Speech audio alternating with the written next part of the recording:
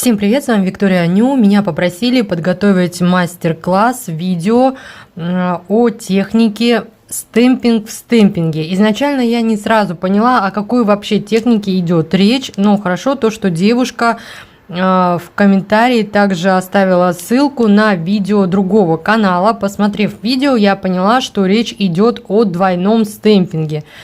На моем канале этот способ я показывала очень давно, почти 6 лет назад. В общем, эта техника не новая. И попробуем разобраться в ней. Я в этом видео покажу две техники. Каждая из них имеет свое предназначение. И попробуем разобрать, какие могут быть ошибки. Для начала давайте разберем технику двойной стемпинг. Для этого нам нужен один штамп, но при этом мы на этот штамп будем дважды отпечатывать разные рисунки. То есть сначала мы отпечатываем один рисунок, и после этого на этот же штамп, прямо на этот же рисунок мы отпечатываем другой стемпинг рисунок. Таким образом мы получаем третий рисунок, совмещенный с двумя теми рисунками, которые мы отпечатывали. В этом, собственно, и заключается вся суть двойного стемпинга. Вот, предположим, у вас есть пластина с улыбками френчей, но вы хотели бы сделать, например, не просто френч, а арт-френч. И добавить, сделать такой френч с каким-то животным принтом, предположим. Для этого мы отпечатываем рисунок с тем рисунком, который мы хотим видеть на переднем плане. Это может быть животный принт, сеточка, что угодно. Следующим этапом нам нужно отпечатать уже улыбку, то есть то, что мы хотим видеть на заднем плане.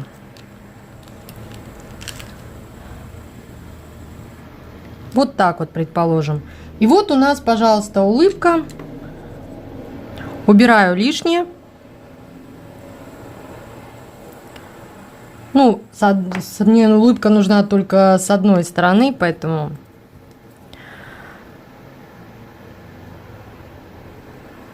И вот у нас улыбка с... Кто это у нас? С зеброй. Да, то есть мы, соединив два рисунка, получили третий рисунок. То есть такого рисунка на пластине нет, чтобы вот прям френчи уже готовые полоски. Тут, соответственно, также мы ничего не раскрашивали, у нас уже получился цветной стемпинг рисунок, так как мы использовали два лака для стемпинга. При этом, уберу пока. Почищу штампик. Рисунок вы можете делать не обязательно однотонным. Он может быть у вас и цветным.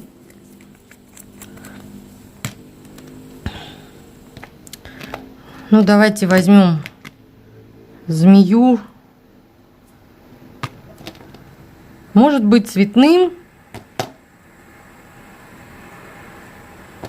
2-3 цвета. Главное, чтобы вы успевали отпечатать стемпинг рисунок. Отпечатали. И давайте, не знаю, что опять френч взять? Нет, давайте вот этот, наверное, рисунок возьмем.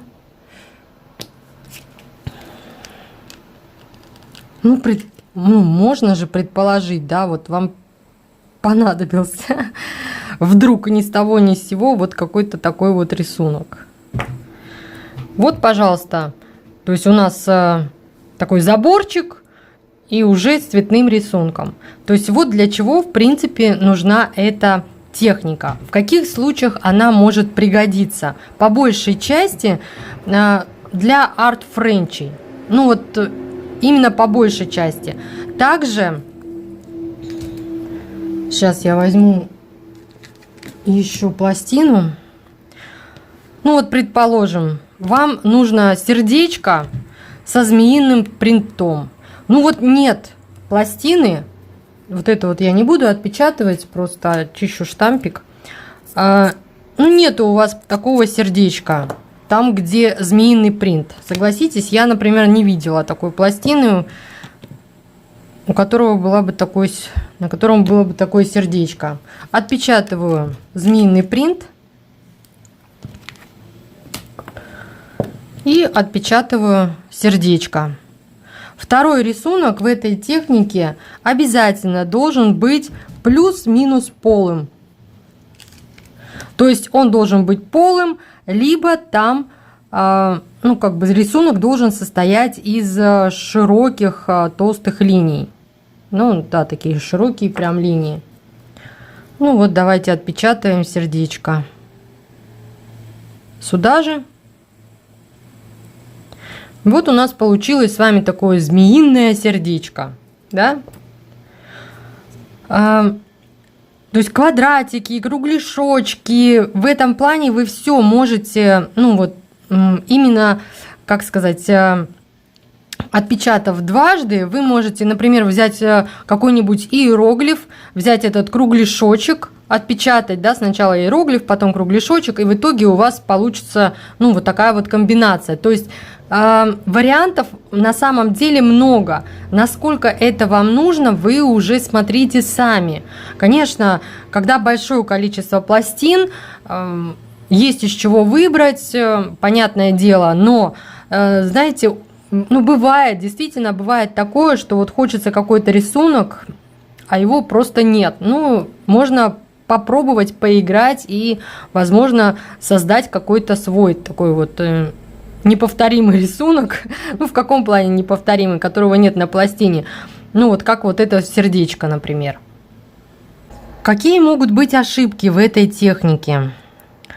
С вашей стороны ошибки быть не может, при условии, если у вас не возникает сложностей при отпечатывании рисунка. Единственное, из-за чего может не получаться двойной стемпинг, это только если ваш лак для стемпинга быстро сохнет. Других вариантов тут нет. Вот я делаю, то есть я особо не тороплюсь, то есть в обычном своем режиме, вот как работаю, так и работаю. То есть тут не нужно на самом деле никуда торопиться. Вот у нас был, то есть прямоугольник полый и сеточка. А вот у нас сеточка, прямоугольники. Да, вот он. Вот двойной стемпинг. То есть это когда мы на штамп дважды отпечатываем разные рисунки. Ошибки, да, то есть как бы если ваш лак для стемпинга быстро сохнет, вы просто не будете успевать отпечатать второй рисунок, понимаете, на этот же штамп. Все, других причин быть не может. Если у вас не получается что-то, значит, вам нужно приобрести разбавитель лаков для стемпинга. Ну вот лучше во всяком случае, да, использовать специальные разбавители. У меня от компании Dance Legend, я знаю, что у Swanky стемпинг есть тоже разбавитель лаков для стемпинга. Я его не тестировала, ничего не могу сказать. Вот, но этот разбавитель у меня уже не первый и точно не последний. Вот у меня уже даже есть новый. То есть просто добавьте, надолго хватает, поверьте, просто добавьте пару-тройку капель в свой лак, хорошенько встряхните, и вам не нужно будет в стемпинге уже торопиться. Вот просто перестаньте уже торопиться в стемпинге, потому что, ну, с нынешними лаками для стемпинга, с пластинами, с такими гравировками, ну, то есть уже нельзя сказать, что стемпинг это вот прям как-то скорость там прям важна там или что-то. Сейчас такие лаки для стемпинга выпускают, которые, мне кажется, ну не знаю, можно пойти там сходить, чай, кофе попить, прийти, и он отпечатается. Как подобрать рисунки в этой технике? Тут каких-то жестких ограничений абсолютно нет. То есть просто нам нужно один из рисунков, чтобы был более или менее вот либо с широкими линиями, либо ну вообще полым.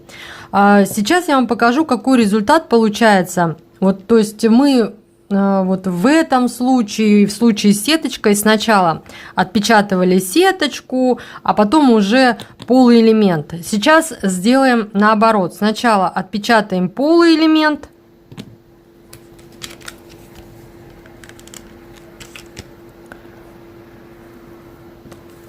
звездочку, убираю просто лишнее и отпечатываю. Ну, пускай это будет также сеточка. Тут сейчас что-то выдумывать особо не хочется. И отпечатываем сеточку. И вот посмотрите, какой результат у нас с вами получился. Вот видите, то есть звездочка у нас черная, а ну, по периметру белая сеточка. Но сама звездочка, вот она, видите, она тоже прозрачная. Давайте я отпечатаю рисунок. То есть она тоже просвечивает. Вот так вот. Вот. И вот скажите, да, как вы сделали этот рисунок? Да, то есть у нас внутри вот черная звездочка, вот по краям белая сеточка, причем внутри звездочка прозрачная. Вот.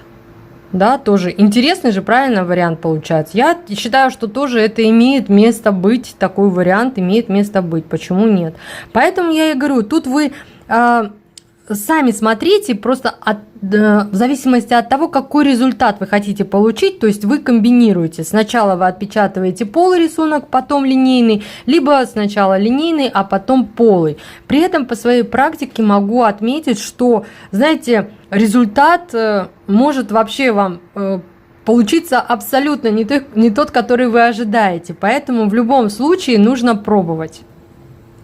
Также эта техника может понадобиться вам, если вы, к примеру, хотите сделать, ну, какой-то рисунок уже с подложкой.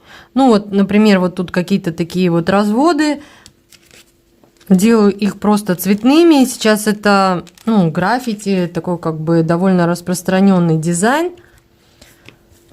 Отпечатала. И отпечатываю, ну, белую подложку, да, пускай она будет белой.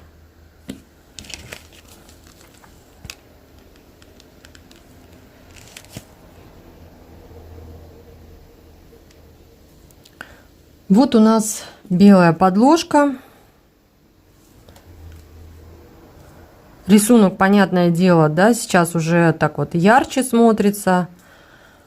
Вот тут можно на самом деле даже вот как-то так вот рваным его сделать. Вот таким образом. И отпечатываем. Вот такой вот вариант получится. То есть мы взяли рисунок с такими какими-то загогулинами. Это может быть эффектно смотрится также в этой технике, вот в таком варианте, в таком исполнении. Газетный принт, например, да, вот вам нужно там какие-то мелкие надписи сделать на белой подложке и распределить вот таким вот образом на поверхности. Вот тоже как вариант. В общем, может показаться, конечно, да, что эта техника, она в принципе, она несложная. Тут самое главное просто отпечатывать, ну, отпечатывать рисунки. Вы просто это делаете на один штамп друг за другом. Но, как я говорю, результат у вас может получиться. Ну, все равно сначала попробуйте, что получится, да, если, например, сначала линейный рисунок, потом полый, или наоборот, сначала полый, потом линейный.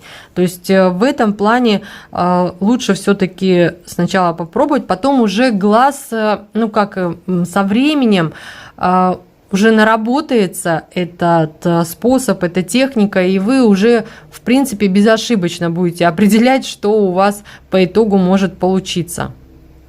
Иногда бывает такое, что нам хочется немного дополнить рисунок какой-то. Вот, к примеру, окно, и нам хотелось бы, чтобы на заднем плане у нас была сеточка. Для этого техника двойного стемпинга не подходит, когда мы на один штамп отпечатываем два, вернее, разных рисунка. То есть, потому что у нас получится просто третий рисунок, а нам ведь нужно просто сделать наложение рисунков. В первую очередь мы отпечатываем окно, то, что у нас будет на переднем плане. Особо тут торопиться как-то, знаете, тоже вот не нужно. Вы видите, в принципе, с какой скоростью я работаю. Вот, теперь отпечатываем сеточку и вот таким образом делаем наложение рисунка. Теперь прямо на штампе можно сеточку было сделать и черным цветом, просто я сделала ее белым для того, чтобы вам было лучше видно.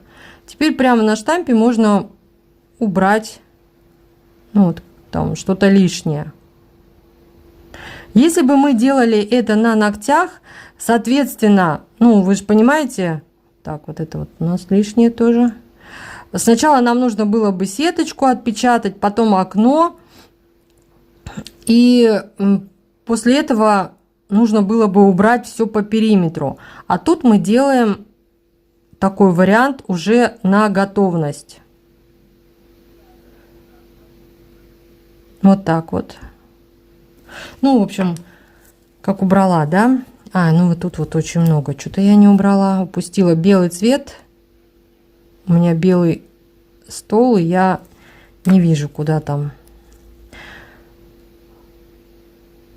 Вот так отпечатываю, и вот у нас получилось окно, и за окном у нас сеточка. Вот тоже как один из таких вот вариантов, да, как можно немножко обыграть, дополнить рисунок. Сеточка, я как говорила, может быть любого другого цвета. Вот, например, не так давно я также делала дизайн джинсовый, и вот тут вот карман, и карман, он, знаете, вот, видите, тут ничем не заполнен. Мне хотелось сделать именно карман джинсовым. Тоже вот вам тоже может пригодиться эта идея. Отпечатываю карман, отставила его, и теперь отпечатываю текстуру.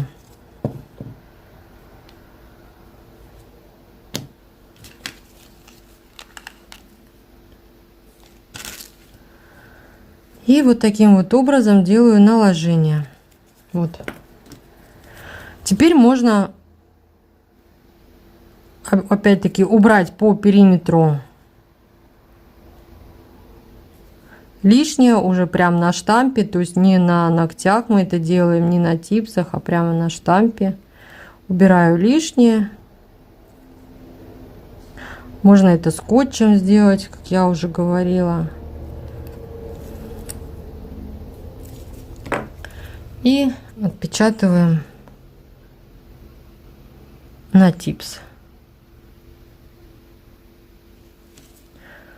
Вот так у нас получился карман с джинсовой текстурой. Итак, по поводу двойного стемпинга. Если вы успеваете отпечатывать рисунки, то у вас не должно возникнуть никаких сложностей с созданием таких дизайнов. Если ваш лак быстро высыхает, просто разбавьте его специальным разбавителем, и я уверена, у вас все получится. Просто там достаточно 2-3 капель на флакон, и все будет хорошо. Подбирать рисунки, тут вы уже, знаете, в любом случае, тут вам нужна практика, нужна тренировка, нужна отработка для того, чтобы вы уже на этапе зрительного просмотра рисунков вы уже понимали, какой в итоге результат у вас получится. В технике двойной стемпинг, как я говорила, получается третий рисунок. То есть мы совмещаем два рисунка, при этом получая третий, не похожий абсолютно на те рисунки, которые изначально у вас представлены. Поэтому я и говорю, что лучше все-таки немножко отработать эту технику, посмотреть, а что будет, если, например, этот рисунок взять, а что взять здесь будет, если взять этот рисунок. И в этой технике, как я уже сказала, один из рисунков должен быть более или менее полым, либо рисунок должен состоять из широких, ну, вот таких вот линий. Вот, собственно, по технике двойной стемпинг. Ну и как вы уже видели, для этого нам нужен один штамп. Никакой из участков видео я тут не ускоряю, не монтирую. Вы все прекрасно видите, ну, как в реальном времени, да, в том времени, в котором я работаю. По поводу стемпинга с наложением рисунка, то есть тут у нас остается основной рисунок, мы просто как задним планом добавляем, да, и еще, ну, неважно, фон какой-то, ну, вот сеточку, там, фактуру. Тут также вы видели абсолютно ничего сложного.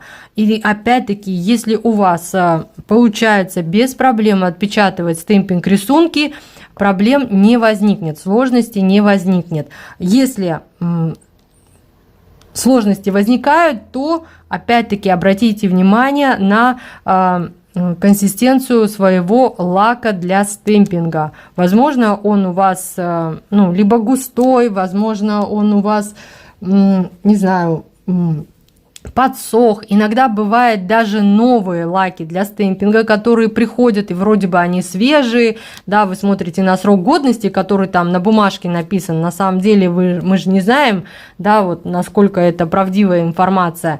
В любом случае проверьте, если вдруг что-то не получается, лучше немножко разбавьте лак для стемпинга специальными средствами, поверьте, ничего страшного от этого не произойдет. Ну и в заключение немного лирики. Те, кто давно занимается стемпингом, помнят вот этот вот прямоугольник, который мы искали на пластинах. Для того, чтобы делать как раз-таки двойной стемпинг, стемпинг-градиент.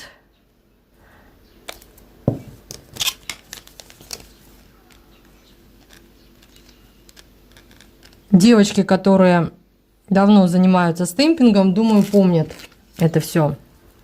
Вот тогда мы это делали таким способом и просто называли это стемпингом. Сейчас, ну, видела, да, точно так же, как делают это на палитре, то есть просто там капельки выставляют, просто там тоже делают разводы, также штампиком забирают.